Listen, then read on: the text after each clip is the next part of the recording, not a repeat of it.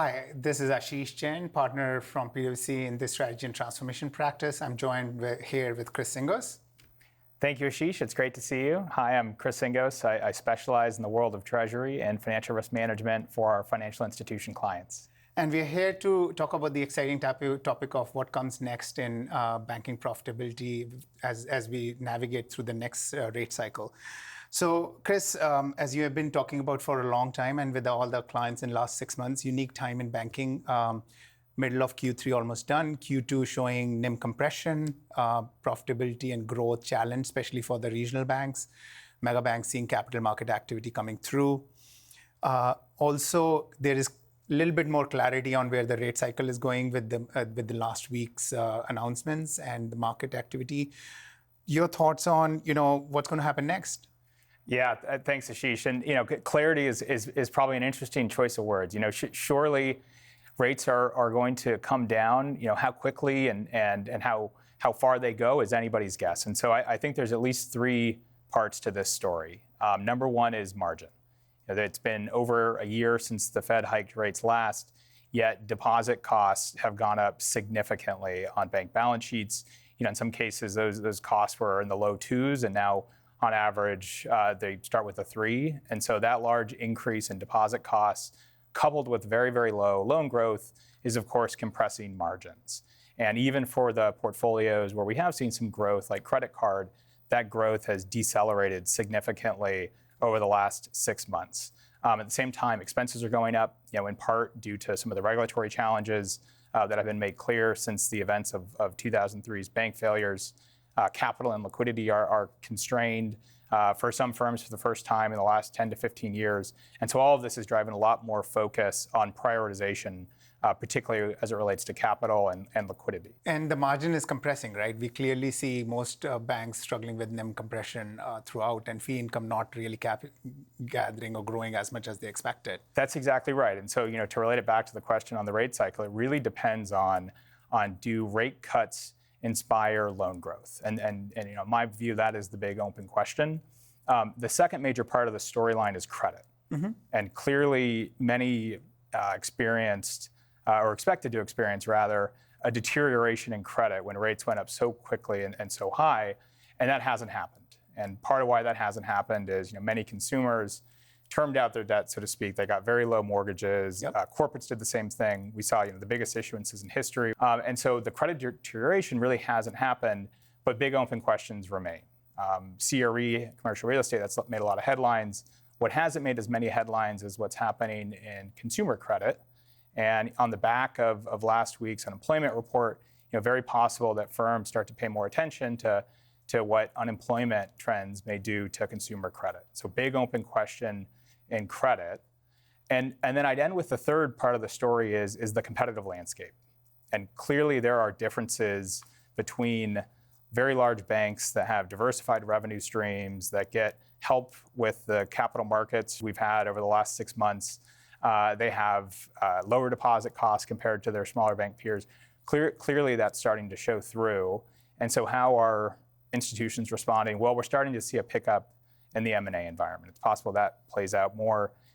We're also starting to see a bigger role for private credit, which obviously is a competitive pressure on banks. And so how that competitive landscape evolves and how that impacts profitability, I think, is the third part of the story. Yep, that makes a lot of sense. I think the question then becomes, where do you go from here? How do we resolve some of these things? How will they come? How will all this come together in the next 3 years? Right, and a big part of that depends on how quickly you think the Fed and the economy are going to respond to some of the dynamics that we've talked about.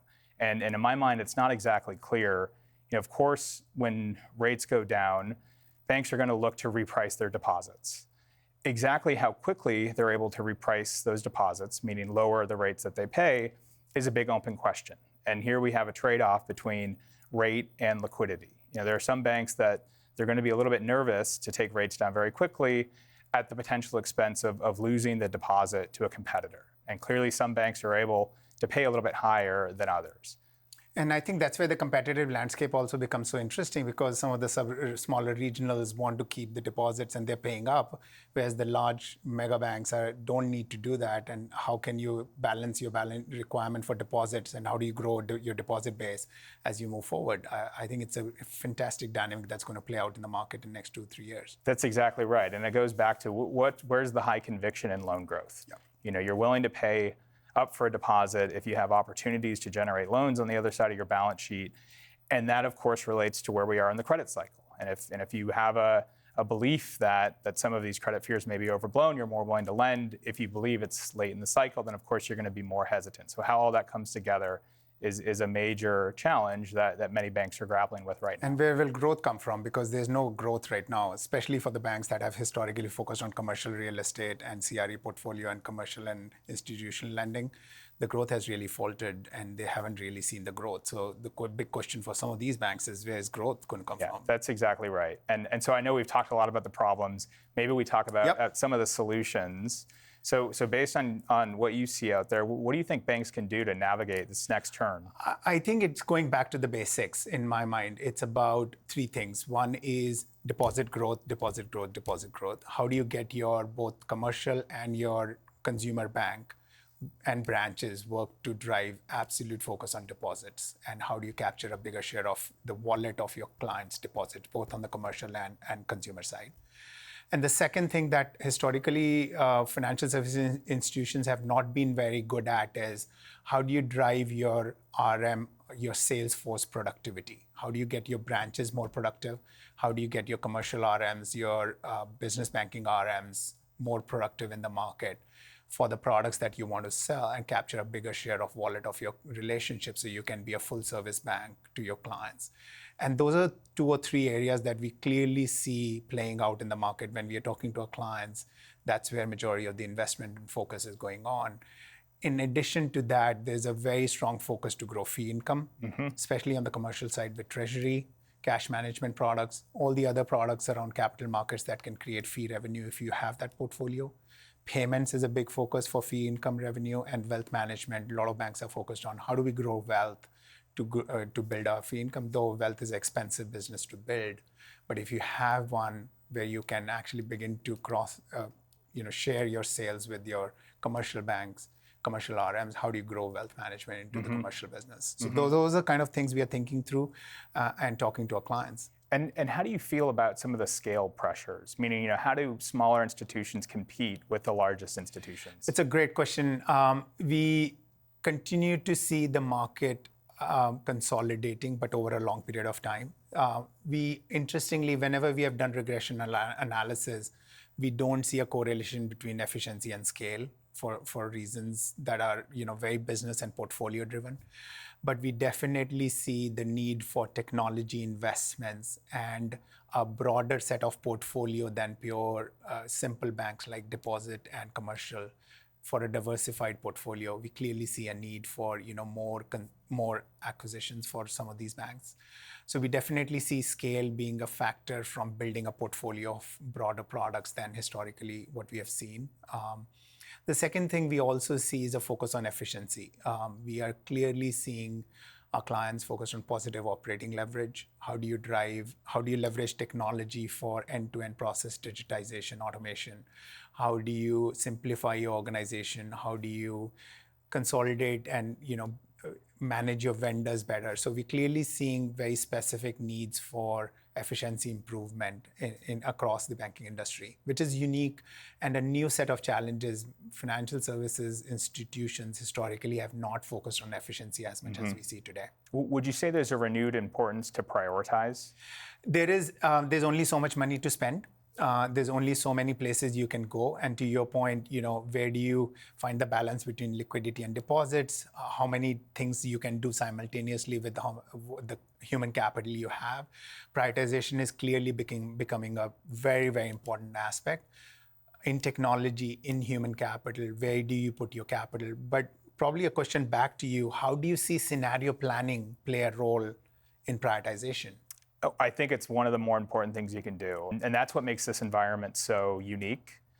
Clearly there's a range of possible scenarios that could play out. So as we're speaking, there's a lot of market sentiment that rates may come down in a bigger way than previously anticipated because of a weaker unemployment number. That's just one scenario. There are other scenarios where we start to get significant credit deterioration, and maybe that's indicative of a recession. There's other scenarios where the Fed is able to engineer a relatively soft landing. We get some rate cuts, but then capital markets comes back, lending growth comes back, there are tailwinds for the bank. And then there's even a scenario where we see rate volatility, meaning the Fed holds rates at or around where they're at. Maybe they start to take them down a bit.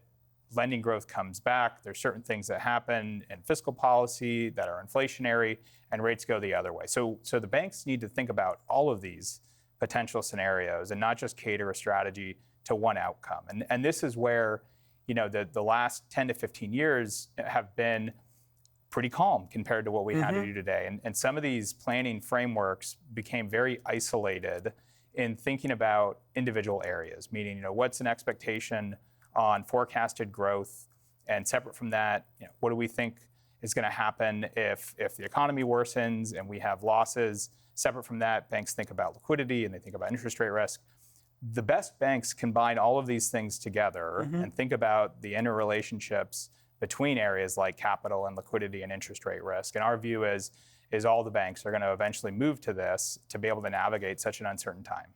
But that also means whatever comes out of these scenarios, and as you navigate through the outside environment, especially the Fed, the organization has to be agile to move rapidly in the direction, because if the growth comes back in mortgages, then you need to ramp up mortgage business. If deposit becomes more competitive, then you have to deploy resources to capture a bigger share of deposit. So there's agility of the organization that has to be set up, so the organization are more agile to each scenario playing out, right? That's right. And it's back to your point about it's a bit of back to the basics. Yep. Of some of these processes have become a little bit rigid, in part due to the regulatory framework around expectations for capital, separate from that liquidity, separate from that interest rate risk. And now organizations need to be a little bit more nimble in how those things come together so they can make decisions as the environment evolves. Sounds good. So looks like exciting times to be in the banking industry. Lots happening. And to the audience, our next sessions will be talking about private credits. We'll take deposit growth as a topic in to our next session. We'll be talking about efficiency and how to drive a bigger efficiency improvement in your financial services.